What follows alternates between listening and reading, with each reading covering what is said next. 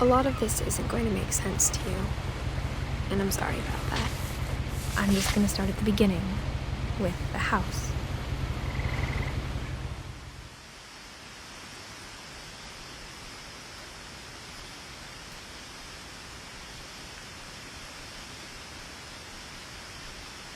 Someone had put up a chain link fence, but it looked like I wasn't the first person to hop it.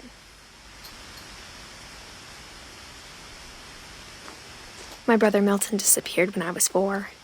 It was like the house just swallowed him up.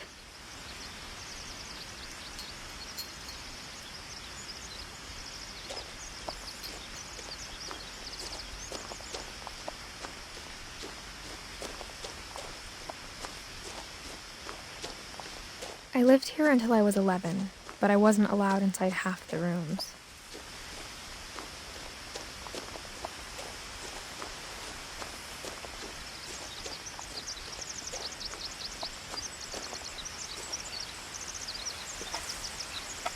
Inside the mailbox were bills from 7 years ago, marked urgent, open immediately.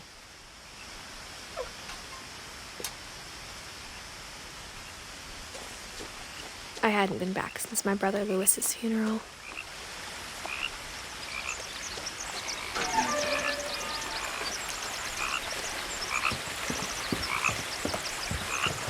In her will, my mother left me a key, but didn't tell me what it unlocked. Maybe she thought I'd know, or she thought that the mystery would be enough to bring me back.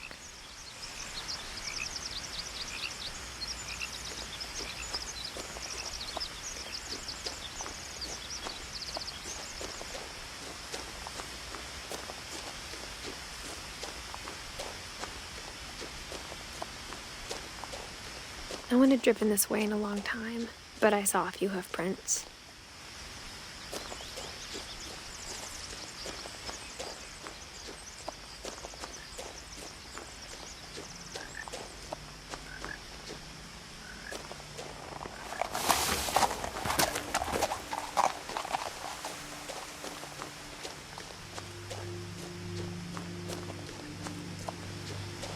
The truth is, even after I inherited the house, I never thought I'd come back to it.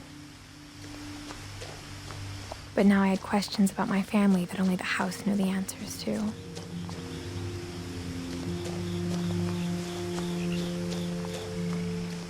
The house was exactly like I remembered it, the way I'd been dreaming about it.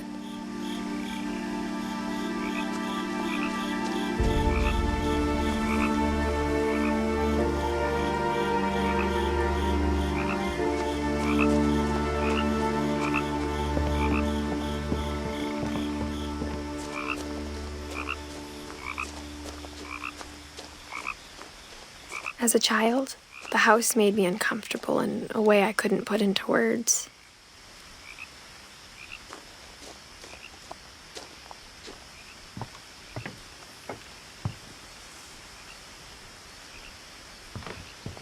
Now, as a 17-year-old, I knew exactly what those words were. I was afraid of the house.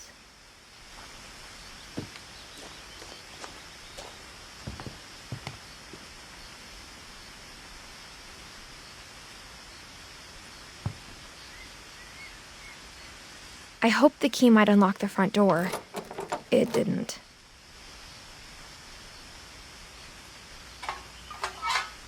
Looking in, I felt like the house itself had been waiting for me.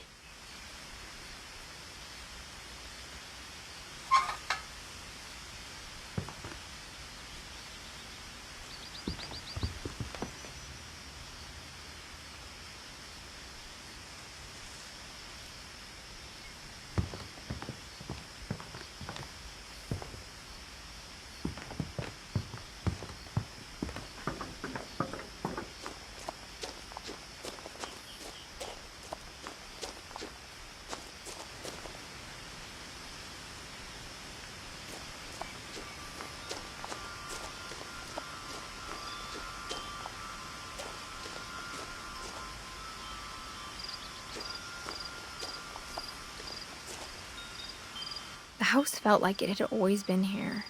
Even the swing set was older than my mother.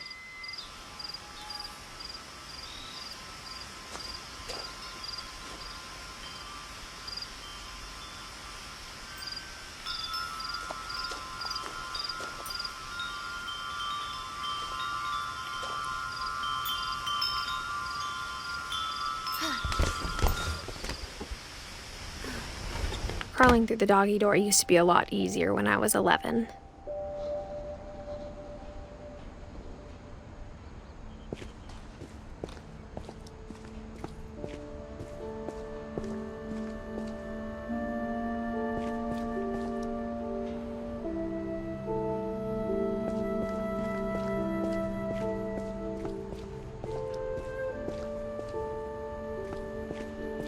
For the first time in years, I felt like I was home.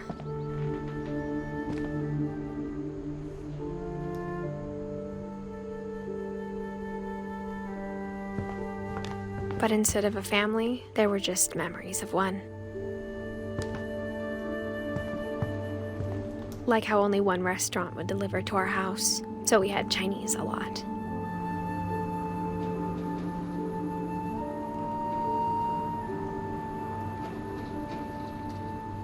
Or how after Louis started working at the cannery, we all got sick of eating salmon. Except our cat, Molly.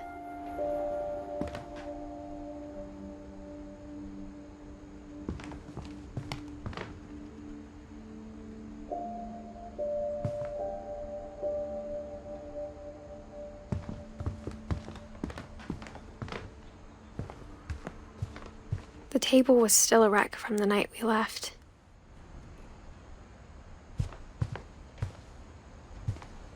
It was like a bomb had gone off, killing everyone but sparing the furniture.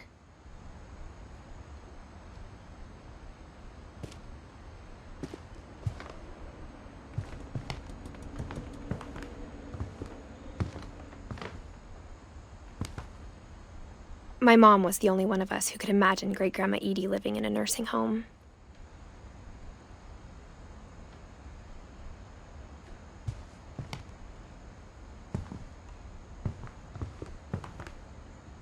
Nothing in the house looked abnormal. There was just too much of it, like a smile with too many teeth.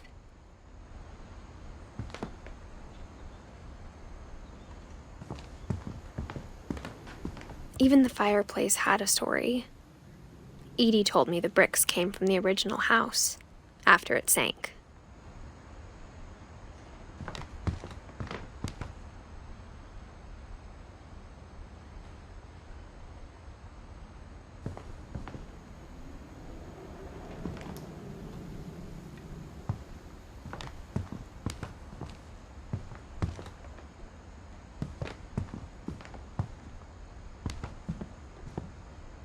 Mom always told me to stay out of the basement, so I wasn't too surprised when the key didn't fit.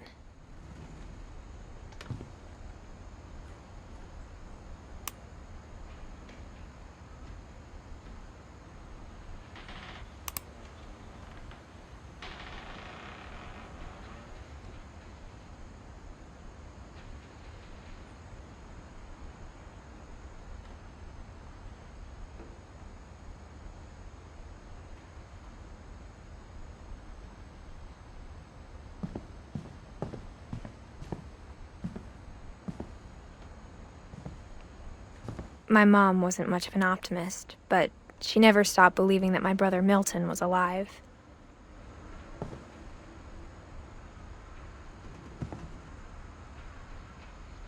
A lot of things got left behind in the whirlwind of that last night.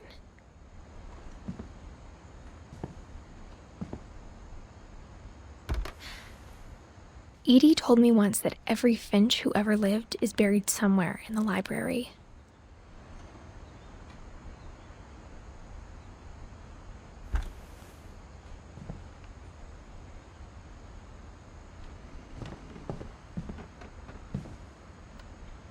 After Milton disappeared, Mom sealed up all the bedrooms. Then Edie retaliated and drilled peepholes.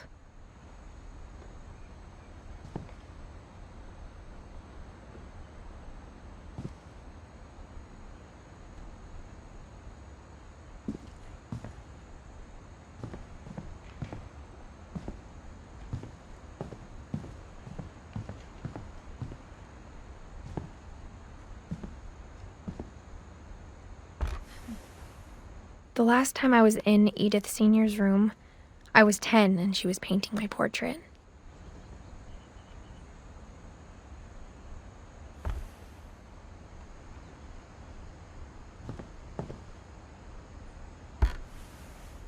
As a kid, I just assumed every house had peepholes and sealed rooms you weren't allowed inside of.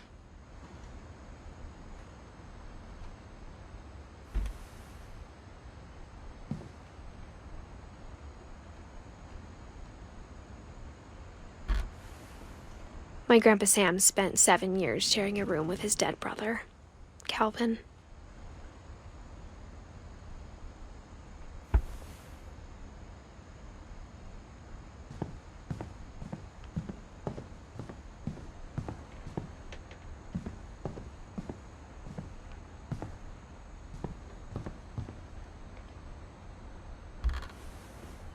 Barbara was a child star for 2 years, until America grew out of it.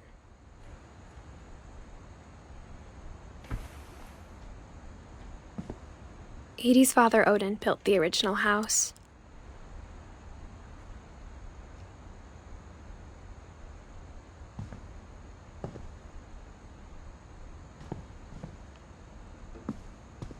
Mom must have locked the third-floor stairs on the night we left.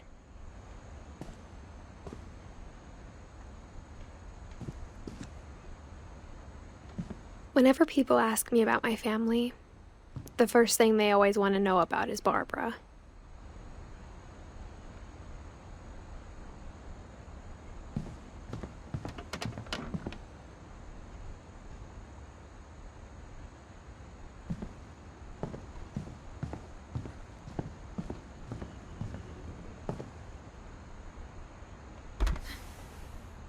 Molly always seemed like a girl I could imagine being friends with, if she hadn't died in 1947.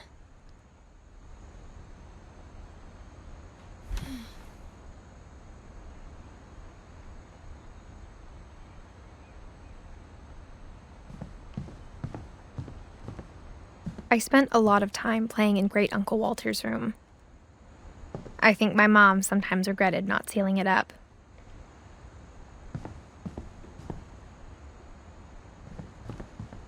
Lewis told me there were secret passages, but I never believed him.